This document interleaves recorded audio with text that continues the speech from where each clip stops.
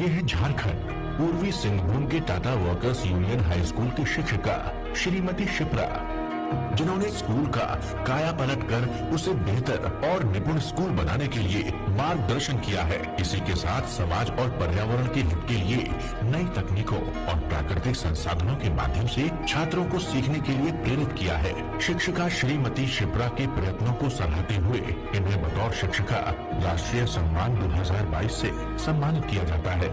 श्रीमती शिप्रा, झारखंड।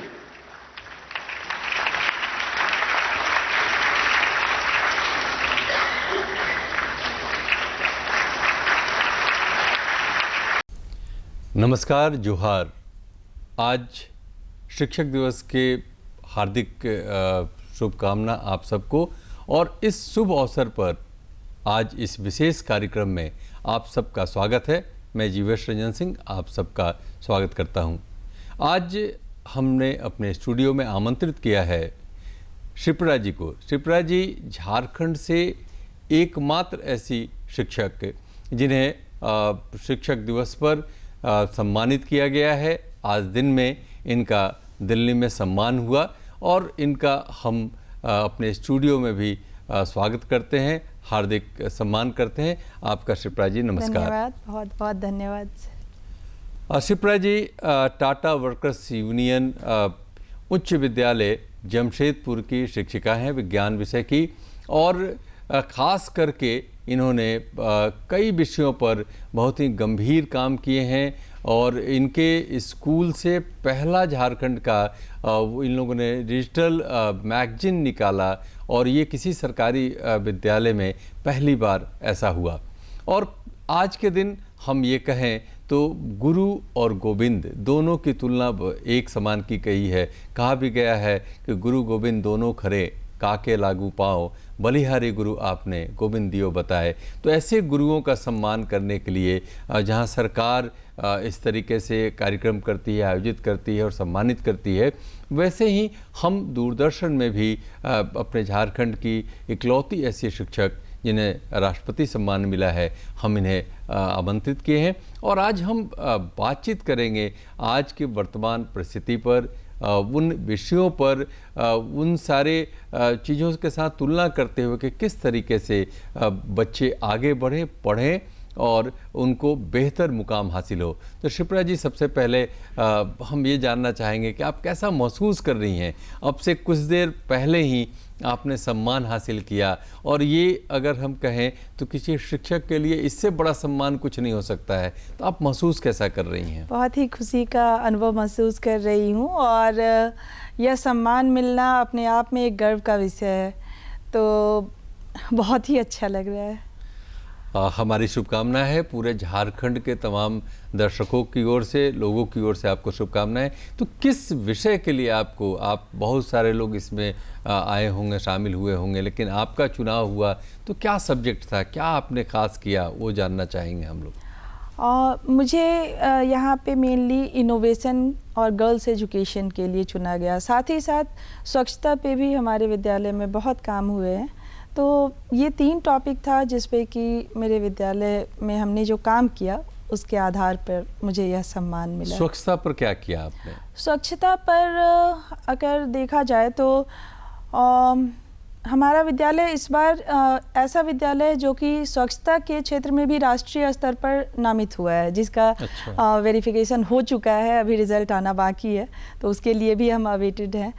स्वच्छता के मामले में देखा जाए तो हमारा विद्यालय एक ऐसा विद्यालय था, अगर हम स्वच्छता की बात करें तो सबसे पहले शुरुआत होती है शौचालय से। बिल्कुल। और हमारे विद्यालय में 2016 में जो स्थिति थी शौचालय की और आज जो स्थिति है उसमें बहुत परिवर्तन आया है, और उससे भी ज़्यादा लड़कियों के लिए। तो हमारे विद्यालय में लड़कियों के लिए खूब काम हुए। जैसे हमारे यहाँ एक MHM फ्रेंडली टॉयलेट है। अच्छा। ये पूरे झारखंड का अभी पहली बार ऐसा सरकारी स्कूल है जहाँ इस तरह का टॉयलेट का निर्माण हुआ है, MHM फ्रेंडली टॉयलेट। MHM यानी मेंस्ट्रुएशन हेल्थ एंड हाइजीन। और इसके अलावा MHM लैब भी झारखंड का पहला MHM लैब हमारे स्कूल में ही बना, जिसे यूनिसेफ की यह सोच थी और हमारे यहाँ उसे परिकल्पित किया गया। और यूनिसेफ ने अब इसे सभी विद्यालयों में एक तरह से मैंडेटरी कर दिया गया है कि हर जगह इस तरह का लैब होना चाहिए। बहुत बढ़िया। क्योंकि हम देखते हैं कि लगभग आज भी हमारे देश में 23% लड़कियां हाई स्कूल में जाने के बाद शिक्षा छोड़ देती हैं, और उसके पीछे जो मेन वजह है वह है लड़कियों को माहवारी के दिनों में विद्यालय में सेफ प्लेस का ना मिलना। जैसे लड़कों के द्वारा छींटाकसी होती है या बाथरूम या वो सुविधाएं नहीं मिलती हैं जो कि उन्हें उन दिनों में मिलना चाहिए। तो इसी सोच के साथ हमारे यहाँ हमने MHM लैब बनाया था, और यहाँ सबसे अच्छी बात जो है कि MHM के ऊपर जब हमारे विद्यालय में डिस्कशन होता है माहवारी के ऊपर, तो सिर्फ लड़कियाँ नहीं बल्कि लड़के भी इसमें पार्टिसिपेट करते हैं। एक विज्ञान शिक्षिका होने के नाते पहले मैं समझाती हूँ, चाहे लड़के हो या लड़की, कि आखिर माहवारी है क्या, क्यों है या क्यों ज़रूरी है। मैं उन्हें बताती हूँ कि यह तो हमारे जीवन के अस्तित्व का आधार है। बिल्कुल। और बच्चे जब इन बातों को समझ जाते हैं तो निश्चित रूप से वो लड़कियों को भी उन दिनों में सहयोग करते हैं, और इस तरह से जो पार्शियल ड्रॉप आउट होता है वह काफ़ी कम हुआ है। हमारे विद्यालय में गर्ल्स की जो संख्या है उसमें भी काफ़ी बढ़ोतरी हुई है। बहुत बढ़िया, अनुकरणीय है ये, और ये सारी चीज़ें ही धीरे धीरे हमको उस मुकाम पर ले जाएंगे, देश को मुकाम पर ले जाएंगे। क्योंकि ये कहा भी गया है कि एक लड़की अगर पढ़ती है तो 2 घर आगे बढ़ता है और एक संस्कार आता है। ये बहुत ही बेहतर काम है। आपने लड़कियों की शिक्षा पर भी कुछ विशेष काम किया है, वो क्या है? कहते हैं ना सर कि विज्ञान में लड़कियां जो होती हैं वो पीछे होती हैं, यह एक आंकड़ा बताता है। और जब मैंने अपने वैसे मैंने नौकरी, सरकारी नौकरी यह ज्वाइन की थी 2010 में जमशेदपुर उच्च विद्यालय में, और उसके बाद 2016 में मेरी पोस्टिंग इस स्कूल में हुई। उसमें इस स्कूल में पिछले 8 साल से कोई साइंस टीचर नहीं था। अच्छा। और जब मैं उस गैप के बाद यहाँ आई तो मैंने पढ़ाना शुरू किया और लड़कियों ने इंटरेस्ट लेना शुरू किया, तो मुझे बड़ा अच्छा लगा। लड़के तो हैं ही, बट जब गर्ल्स आगे आने लगी, और उसका सबसे पहला नतीजा निकला था कि एक बच्ची नेहा सरदार जो 2017 में जवाहरलाल नेहरू बाल विज्ञान प्रदर्शनी में राज्य में प्रथम आई थी। तो इस तरह से उसके बाद लगातार हर साल सुकुरमुनी त्यू, पानमई त्यू, हेमा घोष जैसी बच्चियां हर साल राज्य स्तर तक पहुंची, और उन्होंने काफ़ी अच्छा काम किया विज्ञान के क्षेत्र में। उन्होंने समझा चीज़ों को, अपनी ज़रूरत की चीज़ों को वो लड़कियां पूरा करने लगी विज्ञान के माध्यम से। यानी विज्ञान के माध्यम से समस्या को खोजना और उसका समाधान, ये अब हमारी बच्चियां करने ऐसे लगी भी हैं। विज्ञान की पढ़ाई और आसान करने के लिए अब हिंदी में भी पढ़ाई होने लगी है, और बाकी सारी चीज़ें इसमें इंजीनियरिंग कॉलेज में भी हिंदी मीडियम को एडॉप्ट किया जा रहा है, अपनाया जा रहा है। बिल्कुल सही कहा आपने। हम ये एक तो हम ये ज़रूर जानना चाहेंगे, हमारे दर्शक भी जानना चाहेंगे कि जब आप सम्मानित हो रही थी तो आप क्या फील कर रही थी, इस पर हम फिर बात करेंगे। लेकिन उसके पहले हम एक जानना चाहेंगे, एक चीज़ सब जानना चाहेंगे कि हम सरकारी स्कूलों के प्रति बड़ा ही नकारात्मक दृष्टिकोण अपनाते हैं, जबकि ऐसा है नहीं। तो लेकिन कुछ कारण तो जरूर होंगे कि ऐसी चीज़ें होती हैं। आप उदाहरण हैं, आपका स्कूल उदाहरण है। आपने जिन नामों को लिया, ये नाम मीडिया में चर्चा में रहे, इन बच्चियों के नाम लगातार छपते रहे अखबारों में और बाकी सब मीडिया में आते रहे। तो मेरा ये एक सवाल है आपसे, और सारे लोग जानना चाहेंगे कि सरकारी स्कूलों पर जो टैग लग गया है कि नहीं नहीं नहीं, नहीं प्राइवेट की ओर चलो, जबकि काफ़ी महंगी पढ़ाई है और सब कुछ यहाँ तमाम सुविधाएँ हैं, किताब है, स्कूल ड्रेस है, खाने की भी व्यवस्था और अन्य सारी चीज़ें हैं। तो इसमें कौन सी ऐसी कमी आप महसूस करती हैं, और क्या आपको लगता है थोड़ी सी कुछ करके रुकावट दूर कर दी जाए तो और बेहतर हो जाएगा, सब स्कूल वैसा ही हो जाएगा आपके कदमा के स्कूल की तरह, और हर जगह शिप्रा जी होंगी? जी निश्चित तौर से। और सबसे पहली जो कमी थी जो टीचर्स की, तो धीरे धीरे सरकार के द्वारा यह कमी भी दूर की जा रही है।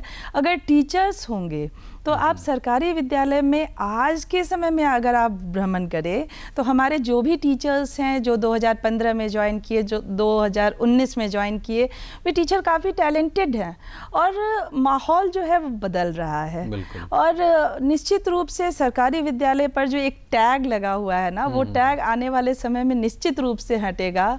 और हमारी बच्चियां अभी जो जैसे स्कूल ऑफ एक्सीलेंस है, मॉडल स्कूल्स हैं, ये सरकारी विद्यालय ही तो इन स्कूलों में बदल रहे हैं और वहाँ भी सरकारी शिक्षक ही रहेंगे। लेकिन वो स्कूल एक पहले एग्जाम्पल बनेगा और उसके बाद अन्य सरकारी विद्यालयों में भी, चूँकि अभी जब हम स्वच्छता की बात कर रहे थे तो पहले हमारे यहाँ झारखंड में 2017 में जो आंकड़ा था उन विद्यालयों का जो कि 5 स्टार रेटिंग में थे, बहुत कम थे, और इस बार लगभग 200 से ज़्यादा, 300 से ज़्यादा स्कूल जो है 5 स्टार रेटिंग में है। तो स्थिति तो बदल रही है सर, स्थिति निश्चित रूप से बदल रही है। और आने वाले समय में चूँकि हमारे शिक्षक जो ज्वाइन किए हैं अभी नए टीचर्स, उनमें जज्बा है कि काम करे, तो आने वाले समय में निश्चित रूप से जो व्यवस्था है वह बदलेगी। नहीं, ये तो आपने बिल्कुल सही कहा शिप्रा जी कि अगर गुरु नहीं हो तो फिर तो मिट्टी के माधव, चाहे किसी भी रूप में, वो माँ के रूप में पहली गुरु, फिर परिवार के रूप में, फिर आप सरीखे गुरु मिलते हैं तो आदमी आगे बढ़ता है और इस रूप में आता है। तो वो तो चीज़ें बदल रही हैं और बदलनी भी चाहिए। अभी जैसा आपसे बातचीत में हम लोग कर रहे थे कि कल आप लोग की मीटिंग भी है कि कुछ शिक्षा और उसके बदलते हुए परिवेश पर, तो आपको क्या लगता है कि हमारी जो एजुकेशन की आज जो पॉलिसी है या आज जो जिस रूप से हम बच्चों को पढ़ा रहे हैं, तो इसमें कुछ बदलाव आना चाहिए क्या? जी बिल्कुल आना ही चाहिए और इसी की तैयारी में सरकार भी लगी हुई है।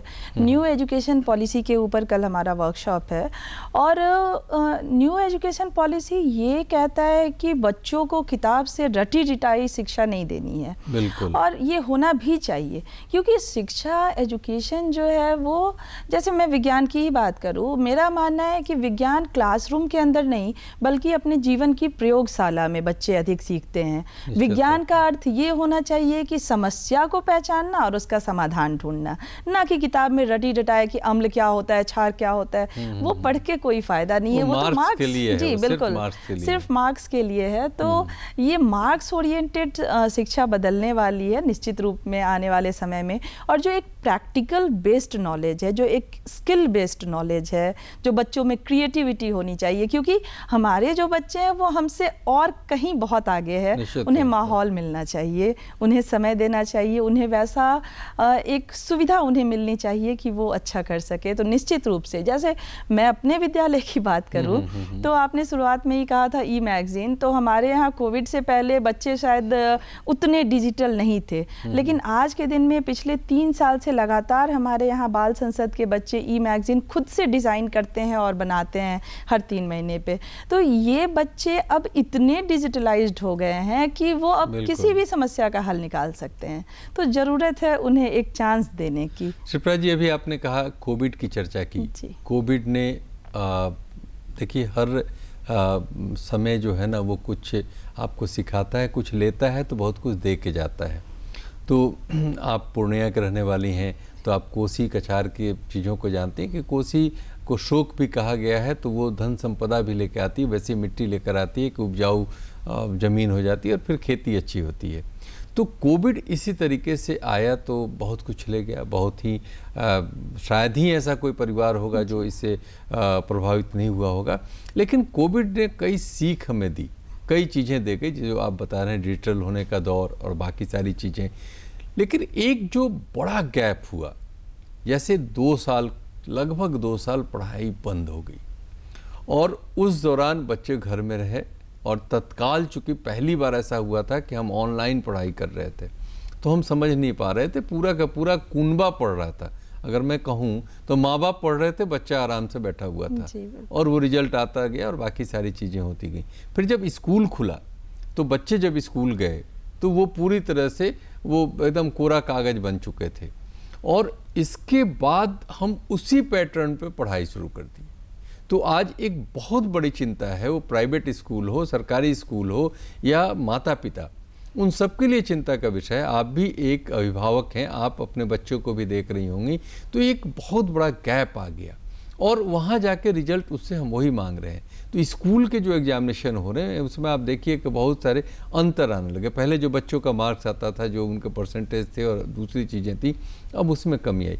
तो क्या ऐसा कहीं लग रहा है कि कोविड को लेकर के हमें अपने पढ़ाने के पैटर्न में, बाकी चीज़ें जो नियम बदलेंगे, जो सारी चीज़ें बदलेंगी कल की आप लोग के मीटिंग में, वो अलग चीज़ है। लेकिन क्या ऐसा लगता है कि हमें अपने स्तर पे उस एजुकेशन की जो अलग पॉलिसी है, जिलावार है, स्टेट वार है, उसमें क्या ऐसी कोई व्यवस्था करनी चाहिए कि बच्चों के लिए एक्स्ट्रा ऐसी कुछ व्यवस्था हो कि ताकि वो उसको मेकअप कर पाएँ?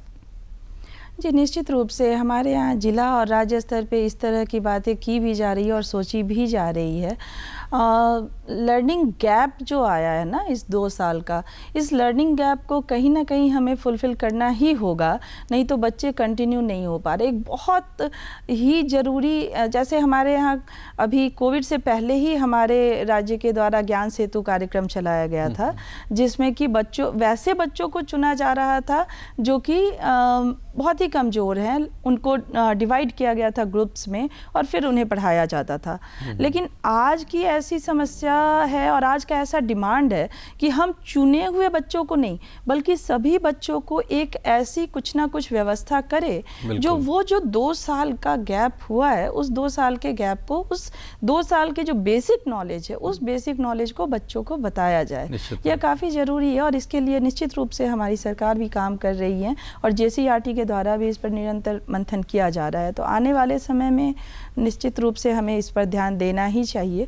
और मैं अभिभावक हूँ और इसलिए मैं अच्छे से समझ रही हूँ कि इसे दूर करना हमारा प्रथम प्रयास होना चाहिए। निश्चित तौर पे एक सवाल था, ऐसे झारखंड अगर स्टेट के हिसाब से देखें तो एजुकेशन के मामले में बहुत आगे है। आप गांव-गांव चले जाइए तो बच्चों की टोली पढ़ते हुए, और किसी भी स्टेट में आप जाइए तो बड़ा ही अच्छा लगता है कि खास करके लड़कियां वो किताब दबाए हुए ज़रूर साइकिल से या पैदल जाती हुई दिख जाएंगी। और ये एक इस बात का एहसास भी कराता है कि आने वाले 10 साल बाद परिस्थितियां बिल्कुल बदल जाएंगी, क्योंकि घर की चाबी उनकी कमर में होगी। वो उस वक्त वो डिसाइड करेंगे कि होना क्या है। तो चीज़ें बदलने वाली हैं। 10 साल बाद बहुत कुछ मिराकल आएगा, हम लोग ये मान के चलते हैं। इसके बाद भी गांव-गांव की लड़कियां पढ़ने जा रही हैं। ड्रॉप आउट की जो अपने बात हम लोग कर रहे थे, तो एकदम निचले स्तर पर हम जाएं। कदमा फिर भी एक शहर का पार्ट है और जमशेदपुर ऐसे ही भी पूरे झारखंड में बात करें तो 3-4 जो शहर हैं उसमें जमशेदपुर का स्थान है। तो अगर हम एकदम नीचे के स्तर पर जाएं तो लड़कियों को और प्रमोट करने के लिए और आगे बढ़ाने के लिए हम लोग को क्या करना चाहिए? ये सामाजिक तौर पर भी, क्योंकि गुरु सबको वो करता है, टीच करता है, वो पढ़ाता है सबको, वो समाज को भी शिक्षा देता है। तो उस हिसाब से हम आपसे जानना चाहते हैं। निश्चित रूप से लड़कियों की शिक्षा जो है वो काफ़ी ज़रूरी है। और जहाँ तक उन पीछे तबकों की बात है तो हमें जो है जैसे कुछ वोकेशनल कोर्सेज़, इवन पढ़ाई सिर्फ यही है ना कि हर बच्चा इंजीनियर डॉक्टर नहीं बन सकता, IAS नहीं बन सकता। तो हमें एक माहौल क्रिएट करना होगा, एक उन्हें मौका देना होगा कि सभी तरह के कोर्सेज़, मतलब जैसे बच्चियां अगर पिछड़े क्षेत्रों में हैं तो हो सकता है हमारे यहाँ झानुकानी यानी हो सकता है वो स्पोर्ट्स में आगे हो सकता है उनकी पेंटिंग अच्छी हो। पढ़ाई के अलावा भी इस तरह के कोर्सेज़ हमें उन जगहों तक पहुँचाना चाहिए और पहचान करनी चाहिए। नर्सिंग का कोर्स है, इसमें हमारी झारखंड की बच्चियां बहुत अच्छा करती हैं क्योंकि सेवा भावना यहाँ बहुत ज़्यादा है। तो इस तरह के कोर्सेज अगर उन जगहों पर हम ले जाएं और बच्चियों को मैट्रिक इंटर के बाद ही अगर उन्हें इनसे जोड़ दिया जाए तो आने वाले समय में निश्चित रूप से सिर्फ एक ट्रेडिशनल पढ़ाई का तरीका जो है वो नहीं रहने वाला है, काफ़ी कुछ बदलाव आने वाला है। अभी कहा भी जा रहा है NEP में कि क्लास 7th के बाद ही वोकेशनल ट्रेनिंग स्टार्ट होंगे। तो वैसे वोकेशनल ट्रेनिंग अगर उन लड़कियों को दिया जाए तो निश्चित रूप से हमारी बच्चियां आगे बढ़ेंगी और अच्छा कर पाएंगी। बिल्कुल सही कहा आपने शिप्रा जी, अनंत दरवाजे खुले हुए हैं और हम लोग देख भी रहे हैं। झारखंड में अगर हम लोकेशन वाइज जाएँ, जमशेदपुर में पहले से व्यवस्था है स्पोर्ट्स बाकी की, लेकिन अगर हम थोड़ा सा सिमडेगा और खूंटी और महुआ डांड के इलाके में चले जाएँ लातेहार के, तो वहाँ की बच्चियाँ वो हॉकी और फुटबॉल पर राज है। तो ये उनके दुनिया उनके मुट्ठी में है, वो चीज़ों को कर रही हैं। बस ज़रूरत हम सबको है कि उसको पूरी तरीके से, एक बार एक चीज़ निकल के आता है कि संसाधन की कमी। हम सिटिंग अरेंजमेंट और बाकी अदर्स जो निकल के आता है, जो सूचनाएं आती हैं ग्रामीण इलाके में, सुदूर ग्रामीण इलाके में, तो इस पर ये कमी कहीं ना कहीं आड़े आती है क्या?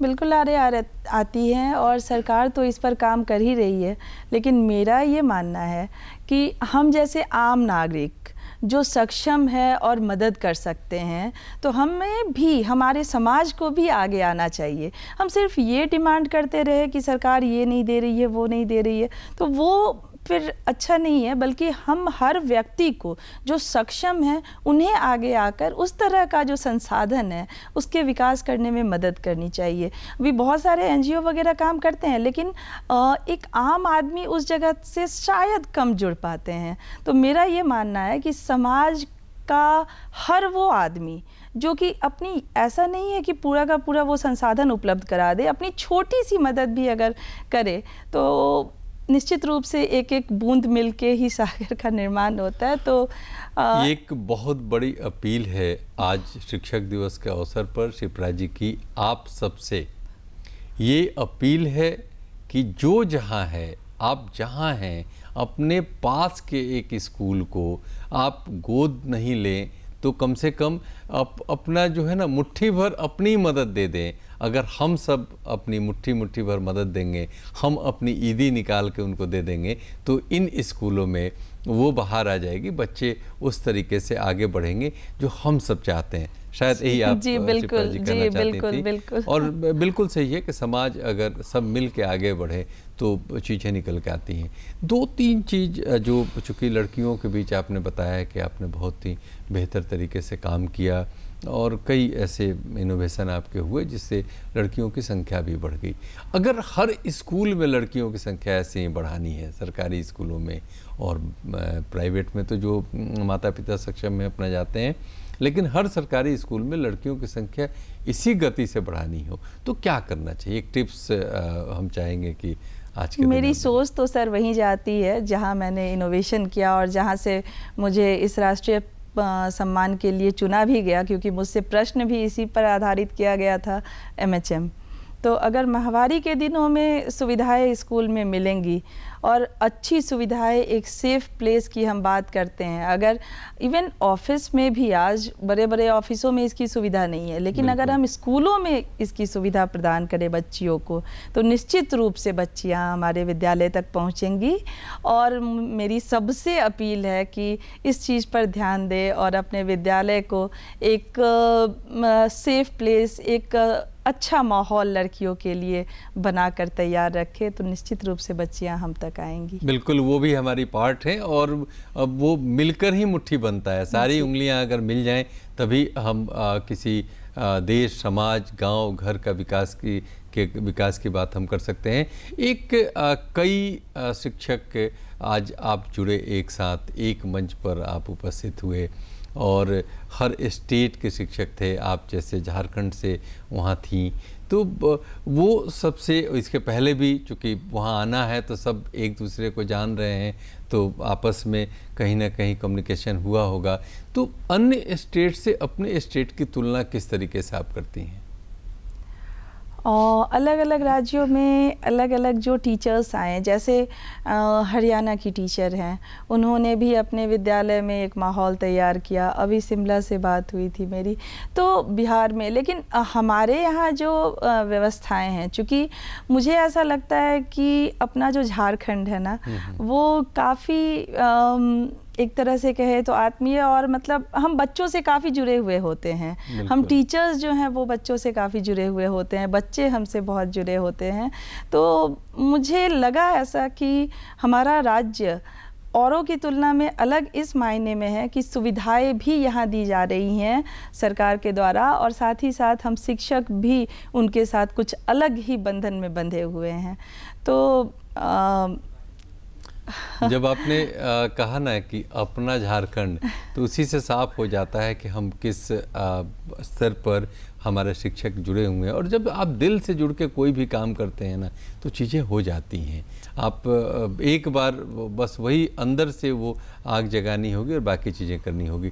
चूँकि आप बिहार से हैं, बिहार में आपकी शिक्षा दीक्षा हुई होगी, फिर अब आप झारखंड में हैं, लंबे समय से आप झारखंड में, जैसा आपने बताया। तो दोनों स्टेट के एजुकेशन में आप क्या अंतर पाती हैं? मेरी शिक्षा चूँकि नवोदय विद्यालय से हुई, तो क्लास 10 तक मैंने नवोदय से किया, कटिहार नवोदय से। और उसके बाद मैं झारखंड में ही आ गई। मेरे पिताजी की पोस्टिंग यहीं थी रांची में, और लगभग इंटर, ग्रेजुएशन, पीजी, बीएड सब कुछ मैंने यहीं से किया। तो आप पूरी तरह झारखंडी हैं, इसीलिए वो नाता आपका उधर से टूट चुका होगा। अब चूँकि कई ऐसी बातें हुई, निकल के आई। सबसे बड़ी बात है ये आपने कहा कि दिल से हमें काम करना चाहिए और बच्चों को अपना बच्चा समझना चाहिए। क्या ये सही है? जी बिल्कुल। क्योंकि बहुत ऐसा भी पाया जाता है कि शिक्षक उसको नौकरी के रूप में ना ले। जी, क्या इस पर क्या कहना? बिल्कुल, ये मैं कहना चाहूँगी। और एक हमारे बच्चे जो मेरे स्कूल के बच्चे हैं ना, वो कहीं से भी, मुझे कभी भी ऐसा फील नहीं होता है कि मेरे अपने बच्चे नहीं हैं। उनकी छोटी सी छोटी समस्याएं, इवन कोविड के दिनों में जब ऑनलाइन क्लासेस होते थे, उनका डेटा ख़त्म हो जाता था, वो कॉल करते थे टीचर डेटा नहीं है, तो उन्हें डेटा पैक भरवाना, उसके लिए डेटा बैंक का भी निर्माण हमने किया था। तो कोई भी समस्या हो, चाहे वो पढ़ाई से रिलेटेड हो, चाहे वो अपना पर्सनल प्रॉब्लम हो, वो सारी बातें जब बच्चे शेयर करते हैं तो हमें ऐसा लगता है ना कि बस हम शिक्षक के साथ साथ, मैं ऐसा मानती हूँ कि शिक्षक होने के साथ साथ मैं उनकी माँ भी हूँ। तो इस सोच के साथ बस, और इसी का शायद उन्हीं का एक विश्वास है कि मैं आज यहाँ तक पहुँच पाई, क्योंकि मेरे बच्चे ही मेरी ताकत हैं। बिल्कुल सही कहा आपने, और सच यही है।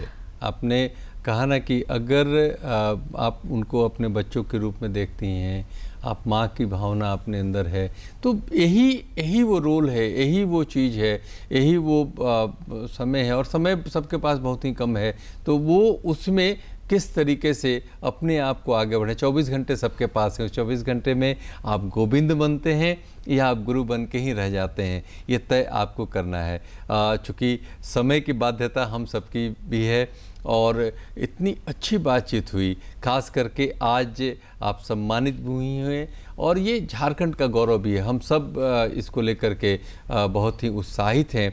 हमारे यहाँ से आपका चुनाव हुआ और आप सम्मानित हुई, और ये अपेक्षा और आशा रखते हैं कि आने वाले दिनों में आपका मॉडल पूरे झारखंड में लागू हो। सिर्फ झारखंड में नहीं, अलग दूसरे स्टेट में भी जाएं और बेटियां और आगे बढ़ें। क्योंकि ऐसे भी जो हम रिजल्ट देखते हैं, तो 2 लाइन में अगर उसके बारे में अगर कहना हो, मुझे कहना हो, तो मैं ये कहूँगा कि गाँव पास। सबसे पहले गांव से सबसे ज़्यादा रिजल्ट आ रहे हैं। दूसरे शब्द अगर मुझसे पूछे जाए तो मैं कहूँगा कि बेटियां पास, सबसे आगे बेटियां रह रही हैं, चाहे किसी भी चीज़ में। तो ऐसी स्थिति में आप सरीखे गुरु अगर मिलते रहें और बच्चों को इसी तरीके से मार्गदर्शन करते रहें, तो निश्चित तौर पे झारखंड ऐसे भी बहुत ही प्रभावशाली, इसका इतिहास भी रहा है और भविष्य भी बहुत ही समृद्ध होगा। आपको पुनः बहुत बहुत शुभकामना, बधाई, धन्यवाद, और आप आई इसके लिए नमस्कार। धन्यवाद, बहुत बहुत धन्यवाद।